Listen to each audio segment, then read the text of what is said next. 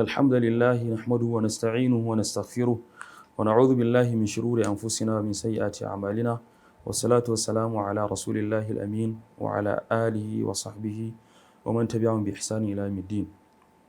maraba da haduwa a cikin wannan santa mai albarka almajid, maraba da haduwa a cikin wannan shiri da muke tattaunawa game da ribatar abubuwa na alkhairi a cikin watan Ramadan.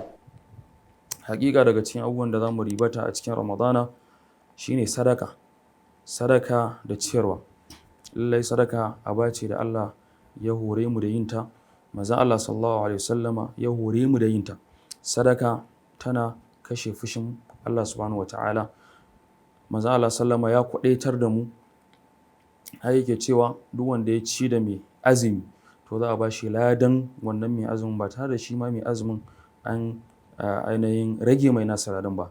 Kenan wannan zai nuna mana kamar wata bonanza ce muka samu, kamar yadda ake cewa ka sa katin waya misali na 100 a baka 1000, to wannan zaka samu sama da haka in Allah ya baka dama ko yaya take, kai koda da tsagin dabino, koda da dabino idan ka bude bakin mai azumi Allah zai baka lada. Dan haka yi kokari je ka nemo kuɗi, yi kokari ka samu wani abu da zaka yi ringa yi na ciyar da masu azumi dan ka samu lada.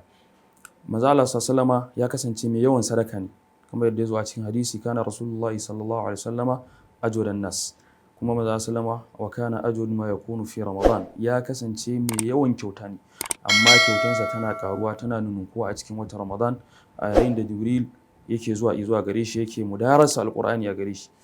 Manzon sallama ya kasance ya fi iskan nan ta bayan asuba mai daɗi, ya fita alkhairi wajen kyauta. Dan haka mu dage yan uwa wajen yin sadaka, kyautatawa gajiyayyu marasa ƙarfi.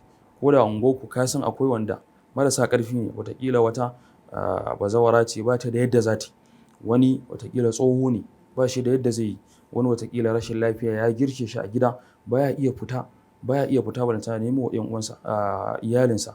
To irin waɗannan ba ƙaramin lada zaka samu ba idan ka je ka ɗau abinci ko kuɗi ka ba su, wanda za su yi azumin Ramadana cikin wadata da walwala. Saboda Ramadana yana koya mana tunawa da waɗanda suke cikin yunwa. Tunda Ramadana yana zamu ji yunwa muna jin ta amma mu ƙi cin abinci saboda muna fatan yarda Allah. To wannan hikima ce ta koya mana tausayin masu rauni. Zaka tuno yanzu wannan yunwar da nake ji wataƙila wane kullum sai ya ji irin ta, to sai kai tausaya mai, ka je ka samu abu ka kai mai saboda shi ma ya rayuwa cikin walwala. Allah subhanahu wataala ya sa mu zama cikin masu yin sadaka kuma ta zama karɓaɓɓiya a koda yaushe. Wassalamu alaikum warahmatullahi wabarakatuh.